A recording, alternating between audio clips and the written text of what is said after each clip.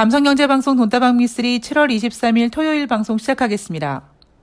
3월 9일 이후에 접하게 되는 뉴스들, 그 무엇을 상상해도 항상 그 이상을 보여주는 엽기적이고 충격적인 내용들 때문에 멘탈을 잡고 살기가 굉장히 어려운데, 제가 최근 적응력인지 아니면은 너무나 엽기적이고 충격적인 내용들이 많아서 이제 웬간한 건 그러려니 하고 넘어가는지 모르겠습니다만, 오랜만에 제가 멘탈을 한번 잃어봤습니다. 바로 어제였고요. 제가 유튜브 커뮤니티에도 올려놨는데, 속보, 대통령실, 윤석열 대통령 일이 너무 많아 업무 줄이겠다. 이 기사 내용을 보고 제가 잘 잡고 있던 멘탈을 내려놓았습니다. 일이 너무 많아서 업무를 줄이겠다라고 하는 이유는 아마 두 가지겠죠. 매일 술을 마셔서 피곤함을 느끼기 때문인 거고요. 또 하나는 모르는 일을 하려다 보니까 일이 많다라고 느껴지는 걸 겁니다. 어쩌면 이 대통령실, 윤석열 대통령 일이 너무 많아 업무 줄이겠다 이 기사 내용이요. 제가 지금까지 살면서 접했던 엽기적인 기사 내용 순위 안에 들 것 같아요. 현재로서는 1등 짱 먹고 있습니다. 그러니까 그 이유는 진짜 일이 많은 것처럼 보이지 않거든요. 제가 지난번에 새날 방송에서도 한번 말씀드렸지만 제가 약간 칼렌더 집착증이 있어요. 그러니까 증시 일정 칼렌더 같은 것도 제가 맨 처음에 그 작업을 했던 사람이라고 말씀드렸죠. 그리고 저는 지금도 일어나서 아침에 달력에다가 이렇게 날짜를 체크하면서 해야 될 일을 적고 하는 약간 칼렌더 집착증이 있는 사람이다 보니까 얼마 전부터 저는 매일매일 대통령실에 들어가서 그 일정표를 보거든요. 보면서 느끼는 게, 야, 우리나라 대통령 주 5일 근무제 확실하게 하는구나 라고 생각했던 사람이거든요.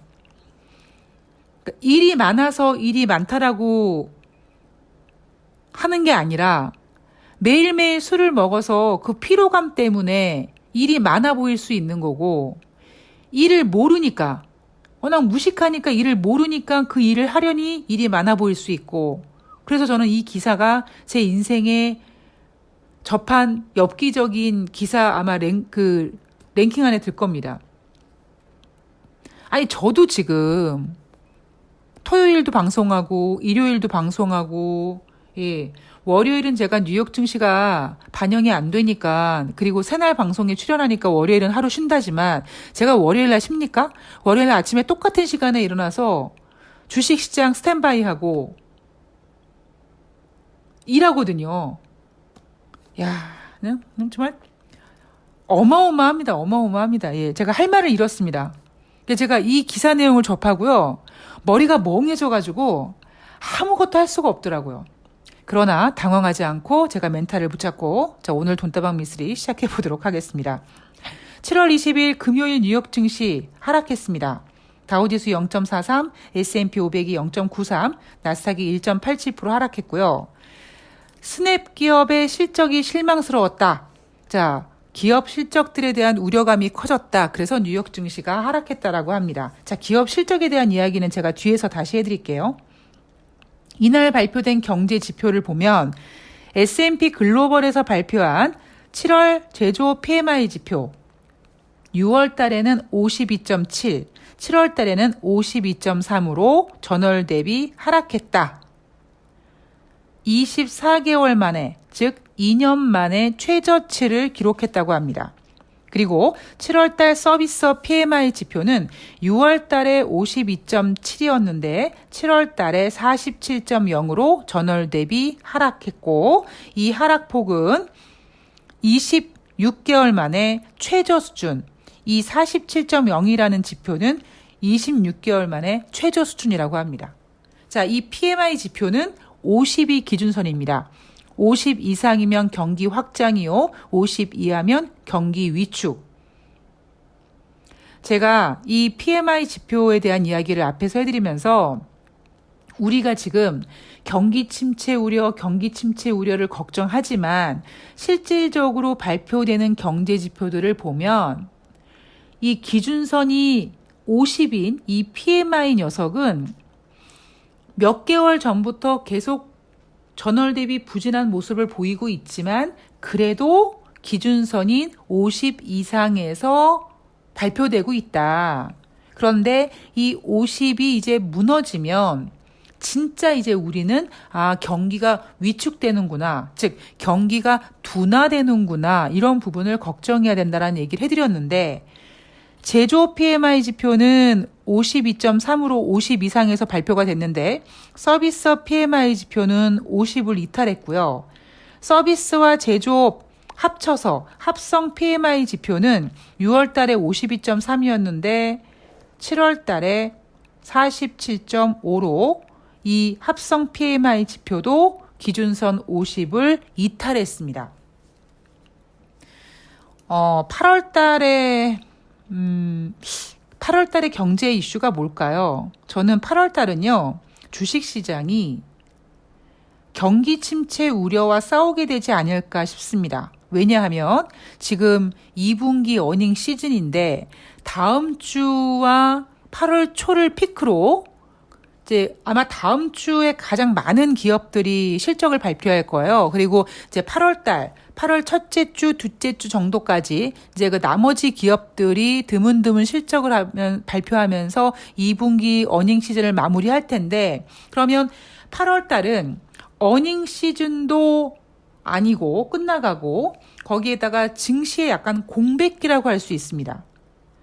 그리고 대부분 많은 투자자분들이 뭐 휴가를 가고 날씨도 덥고 뭐 하여튼 그런 과정을 통해서 8월 달은요, 뭐라 그럴까요?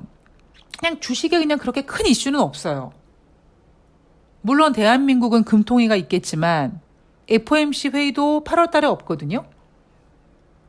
그렇다면 이제는 7월 달 FOMC 회의가 끝난 다음 뉴욕 증시는 경기 침체 우려와 한판 떠야 되겠구나라는 생각을 했습니다. 자, 제가 왜 그런 생각을 했냐면 여러분 머릿속에 절대로 잊어버리시면 안 될 것 첫 번째, 올해 연준 의원들은 매파 성향을 가진 사람들로 구성이 되어 있다. 거의 매파 성향입니다. 자, 그렇다면 7월 달에 지금 아마 빼도 박도 못하게 75bp 금리 인상 할 거예요. 그러니까 제가 1% 금리 인상 가능성에 대해서 열어놔야 된다라고 앞에서도 말씀을 드렸는데, 제가 그런 이야기를 해드린 이유는 뭐냐면 6월 달 FOMC 회의를 보면 금요일 날 5월 달 소비자 물가 지표가 8.6%가 나오니까 50bp 금리 인상 예상이 며칠 만에 한 4, 5일 만에 뒤집히면서 75bp 금리 인상을 했거든요. 아마 시장에서는 50bp 금리 인상을 예상했는데 소비자 물가지수 8.6%를 보고 75bp 금리 인상으로 확 전환할 수 있게 된 이유 중에 하나가 FOMC 의원들이 매파 성향이기 때문에 전 가능했다라고 생각을 합니다. 그런데 지금 시장에서는 이젠 75가 아니라 1% 금리 인상 가능성이 제시가 됐죠. 그런데 이거를 우리 한번 이렇게 생각해 볼 수 있어요. 오히려 시장에서 1% 금리 인상 할 수 있어, 이렇게 1%에다 목표치를 맞춰놨다가 오히려 시장 예상은 1%였는데 75밖에 안 한다 라고 하면 예상보다 덜 금리 인상을 하게 되니까 시장이 뭔가 편안함을 느낄 수 있거든요. 그러니까 이런 용도로 1% 금리 인상 가능성을 얘기하는 게 아닐까, 이런 부분도 생각해야 되고, 또 하나는 금리 선물 시장에서 지금쯤 되면 75bp 금리 인상 가능성이 80% 후반에서 90% 중반대까지 나와야 되는데 여전히 70%대 왔다 갔다 하고 있고, 그리고 금리 선물 시장에서는 1% 금리 인상 가능성도 지금 30%대에서 20% 후반대까지 계속 지금 퍼센테이지가 나오고 있거든요. 그렇게 나올 수밖에 없는 이유가 뭐냐면 6월 달에 발표한 5월 달 소비자 물가 지표가 예상보다 많은 8.6이 나와서 75bp 금리 인상을 했는데, 이번에 7월 달에 발표된 6월 달 소비자 물가 지표는 8.6보다 5월달 소비자 물가 지표인 8.6보다 그리고 시장 예상치 8.8보다도 높은 9.1이 나왔고 거기에 소매 판매도 잘 나왔고 생산자 물가 지표도 11.3%씩이나 나왔고 금리 인상을 75를 했는데도 소비자 물가 지표가 안 꺾이네. 이거 1% 금리 인상 해야겠네. 라는 부분까지 우리가 고려를 해야 되기 때문에 제가 여러분들한테 1% 금리 인상 가능성도 대비를 합시다라고 말씀을 드린 겁니다. 그리고 설령 75bp 금리 인상을 7월 달에 했는데 7월 27일 날 금리 인상을 했는데 그 다음 날 발표되는 개인 소비 지출, 개인 소득 이런 것들이 여전히 인플레이션을 자극할 만큼 높게 나온다면 75bp 금리 인상을 하고 시장에서 예상했던 대로 75bp 금리 인상했어. 안도 할 수가 없다라는 거죠. 야, 이거 이렇게 안 꺾이는 거 보니까 9월 달에도 저 75bp 하겠는데 이렇게 9월 달에도 75bp 가능성이 대두가 된다면 7월 달에 75bp 금리 인상이 그닥 호재가 아니라는 겁니다. 그러니까 지금 우리 투자자분들은요. 굉장히 사실 되게 힘든 구간이에요.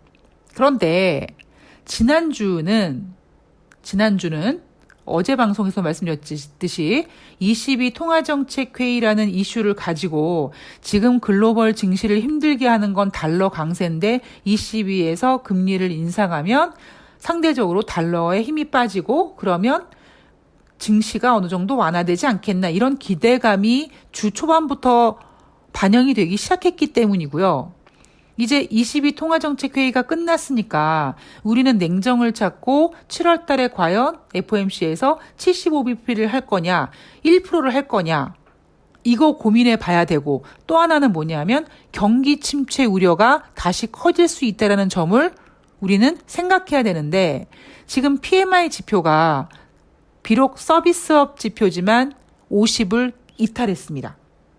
그리고 목요일마다 발표되는 주간 신규 실업수당 청구 건수가 25만 1000명까지 증가하면서 이제 조금만 더 늘어나면 26만, 27만 가면 기준선인 30만 건까지 온단 말이에요. 그리고 이제 우리가 지난 주 22 통화정책회의 때문에 반등하고 막 시장을 좋아하다가 7월 마지막 주를 보내고 8월 초가 되면 이제 7월 달 고용지표가 발표가 되죠. 그런데 지금 추세로 봤을 때 8월 초에 발표되는 7월 달 고용지표가 부진할 것 같거든요. 자칫 잘못했다가는 실업률이 높아지는 지표가 발표될 수도 있습니다. 그리고 3월 달에 25bp, 5월 달에 50bp, 그 다음 달인 6월 달에 75bp, 그리고 7월 달에도 75bp 하면 그 금리 인상이 시장에 주는 영향, 경기 지표를 꺾이게 만들겠죠? 경기를 둔화시키겠죠? 길게는 4개월, 짧게는 3개월 전부터 정점을 찍고 꺾이기 시작했던 그 경제 지표들이 이제 기준선을 무너뜨립니다. 마치 S&P 글로벌 7월달 서비스업 PMI 지표처럼 50을 이탈하는 47이라는 성적표를 내놓는 것처럼 8월 달은 이제 확연하게 꺾인 경기 지표들을 보면서 경기 침체 우려와 주식시장이 한판 뜨게 될 것 같습니다. 이게 8월 달에 만약에 FOMC 회의가 있다면 이렇게 꺾이는 지표들을 보면서 7월 달에 금리 인상 하겠어. 7월 달에는 동결하겠지. 아니면 여전히 소비자 물가 지수가 높으니까 7월 달에는 한 50 하겠지. 이런 식으로 75bp 금리 인상 그리고 그 다음에 금리 인상이 75bp 이하만 되면 시장에서 어느 정도 안도감을 줄 텐데 안타깝게도 8월 달에는 FOMC 회의가 없거든요. 거기에다가 대한민국은 8월 달에 금통위가 있습니다. 그리고 계절상 8월 달은요.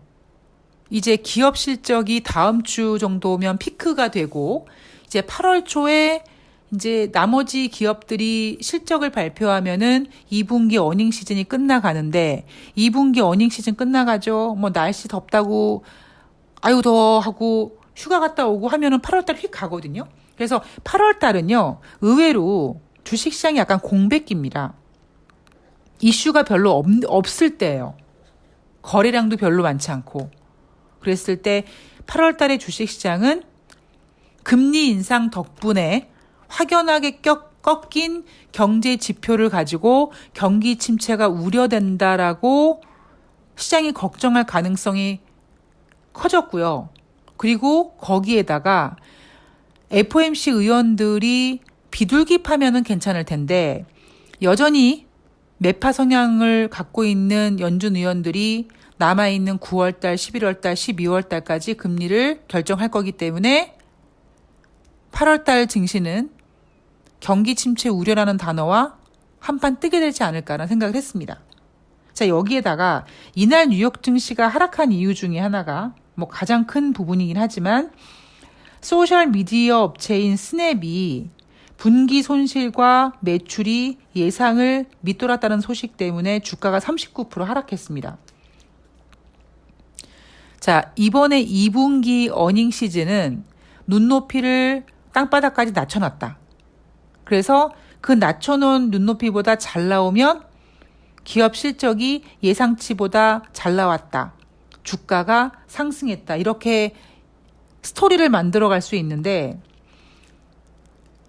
지금 이 소셜미디어 업체인 스냅이라는 기업이 분기 손실과 매출이 시장 예상을 밑돌았다는 소식 때문에 주가가 39% 하락하면서 다음 주에 발표하는 기업들 얘네 괜찮을까 하는 우려가 커졌죠.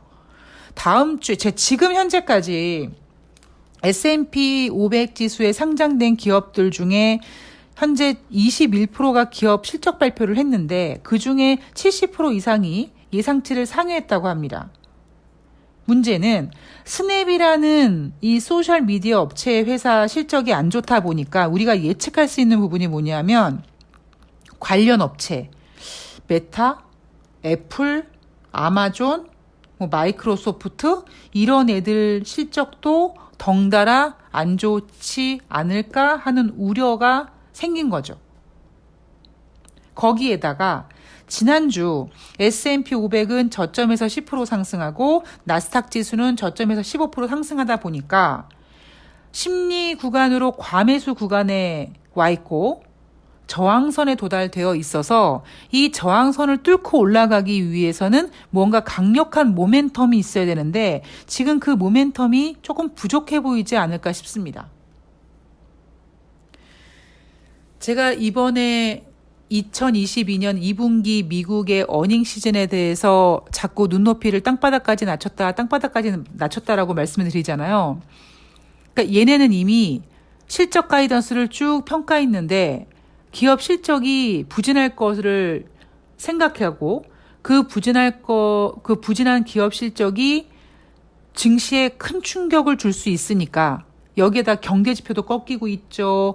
연준이 금리 인상한다고 하죠. 그러니까 이런 악재들이 맞물려서 증시가 크게 충격을 받을까봐 어닝 시즌을 앞두고 눈높이를 낮춰놓은 상태에서 낮춰놓은 눈높이보다 잘 나오면 기업 실적이 좋았고 그 기업들의 주가가 올라가면서 지수 상승을 견인했단 말이에요. 자, 근데 문제는 이 스냅 주가를 보면은요. 1분기 때도 실적이 별로 안 좋았습니다. 거기에다가 5월 23일 날 에반 슈비켈 이 CEO가 직원들에게 보낸 메모가 있는데 경영 목표 달성 실패를 언급하면서 주가가 43%나 하락했고요. 그리고 이 스냅 CEO가 이렇게 경영 목표 달성을 실패하는 것을 인정했다면 다른 관련된 메타라든가 트위터, 구글 등의 실적도 같이 부진해지겠다. 왜? 얘네들은 광고가 주요 비즈니스 모델이니까. 그래서 관련주들이 하락했거든요.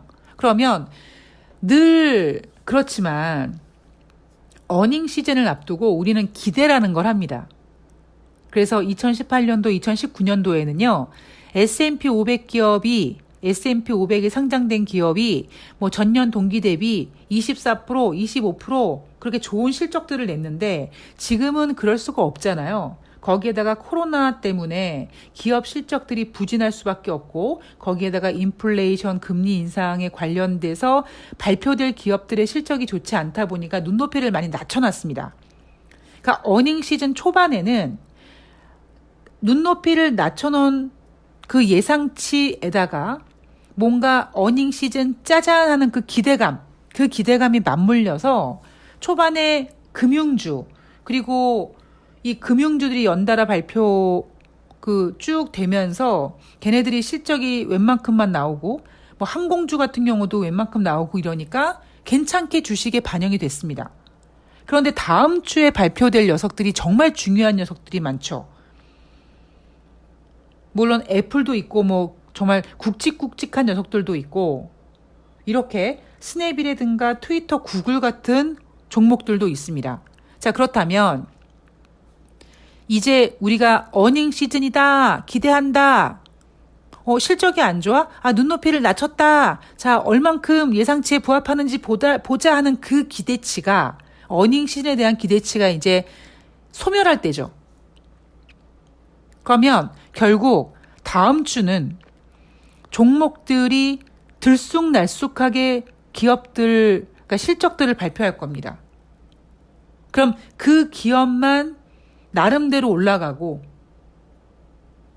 실적이 안 좋으면 크게 빠질 거예요. 제가 그러잖아요. 눈높이를 그렇게 낮춰놓는데 그것만도 못하게 나오는 모질이들은 뭐니? 이렇게 얘기하잖아요. 자, 이 얘기는 뭐냐면 다시 정리해드리면 어닝 시즌 초반에는 예상치를 낮춰놓기 때문에 웬만한 게 다 좋아 보여요. 좋게 포장을 해준단 말이에요.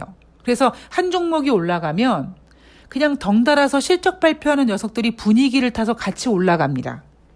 그런데 이제 다음 주가 되면 워낙 많은 기업들이 실적을 발표하고 이제 어느 정도 어닝 시즌 초반에 우리가 느낄 수 있는 기대감이 사그러들기 때문에 종목들이 각자 우리가 코로나 시대에 백경란이 얘기하는 백경란의 정책에 따르면 안철수의 정책에 따른 과학 방역에 따라 각자 도생을 해야 되는 것처럼 이제 기업들이 각자 도생을 하게 되는 거죠.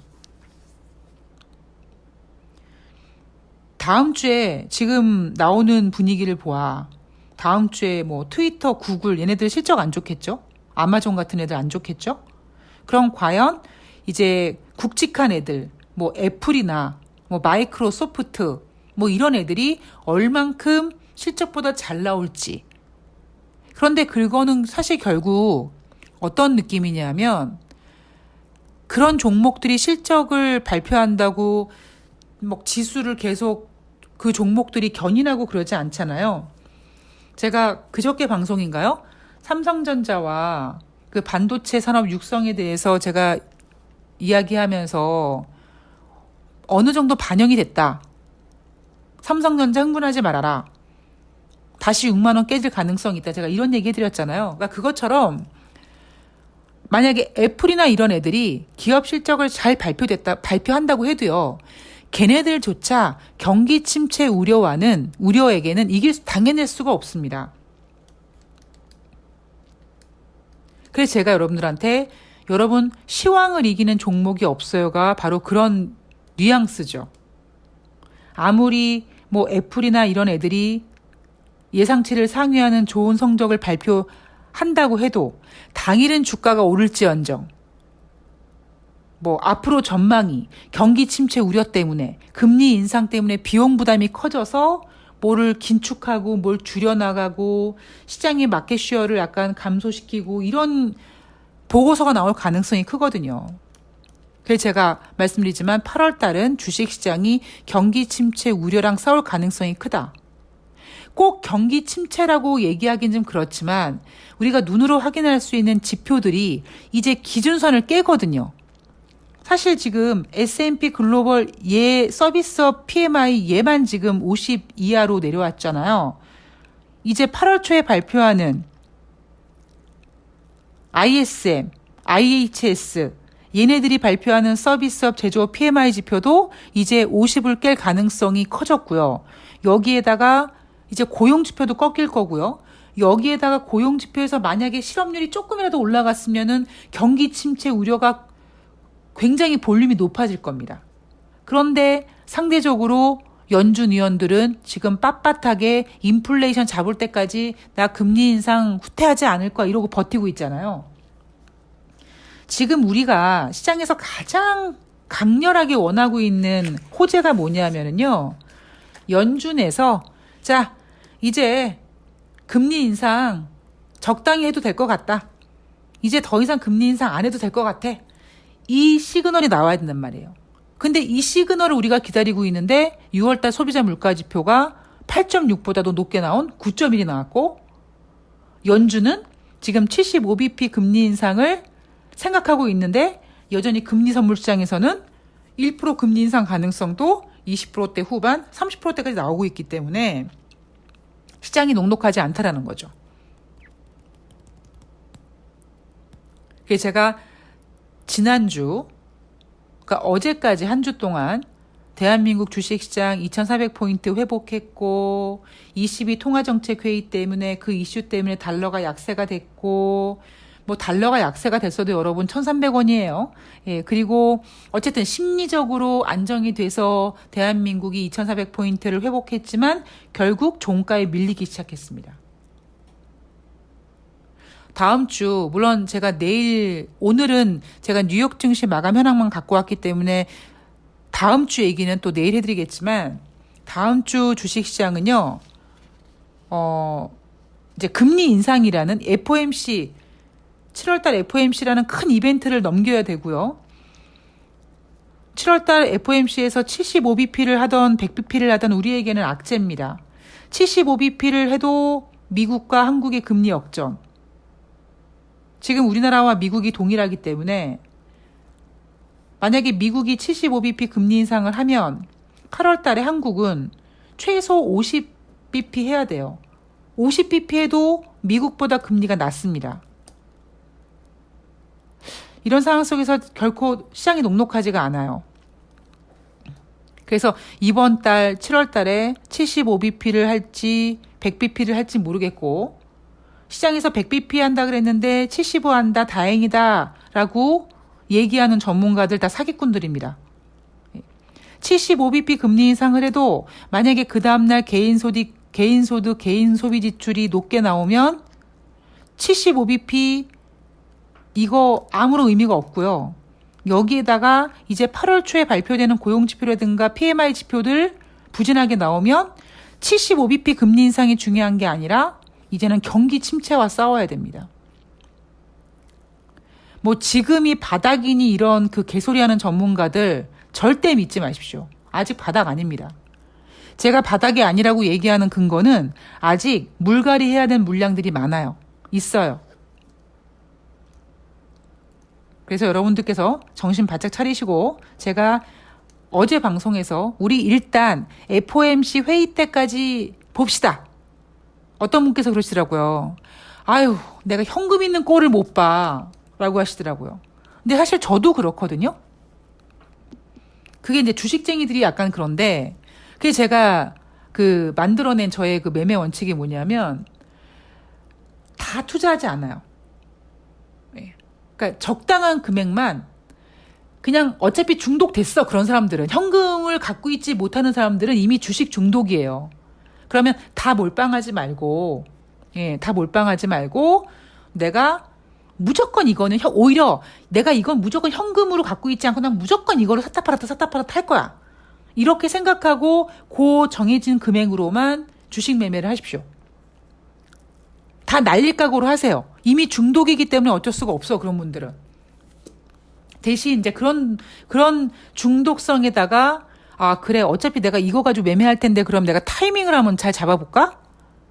라고 타이밍을 잡으시고 그리고 또 하나 여러분 주식시장은요. 제가 시황이 중요하다고 자꾸 얘기하는 건 뭐냐면 시황이 좋으면 그러니까 지수가 올라가는 종목들 업종들을 사면 돼요. 그런데 주식시장에는요. 그런 종목만 있는 게 아니라 안티 코스피 종목들이 있다니까요.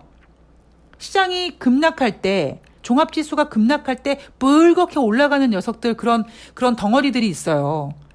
그럼 그런 덩어리들을 찾아서 매매하셔도 되고요. 시장이 안 좋을 때는. 그러기 위해서는 제일 중요한 게 시황입니다.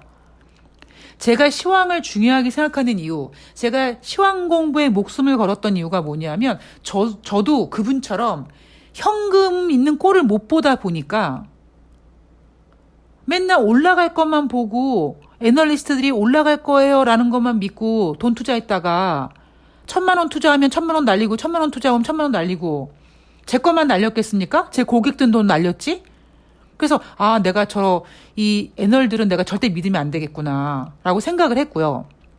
어차피 저는 증권 계좌에 현금 있는 꼴을 못 보는 사람이니까 그러면 가만히 있어봐. 그러면 시황이 지금 이제 반등할 거야? 그러면 반등할 수 있는, 지수가 상승할 수 있는 종목들 쪽으로 들어가서 한번 몸 불살르고, 그리고 가만히 있어봐. 지수가 좀 안 좋을 거야? 그럼 지수가 안 좋으면 안티 코스피 종목으로 한번 들어가 볼까? 그쪽 가서 또 한번 몸을 불사르고 그렇게 하시는 거예요.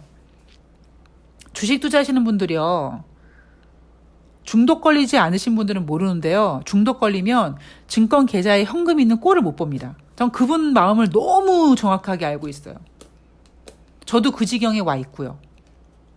그러니까 그 지경에 온 사람들은 어차피 매매를 할 거니까 매매를 진짜 잘 하셔야 되죠. 그런 분들이 가장 해야 될 게 뭐냐면 시황 잘 봐야 되고요. 두 번째, 수익률을 확실히 정해야 됩니다.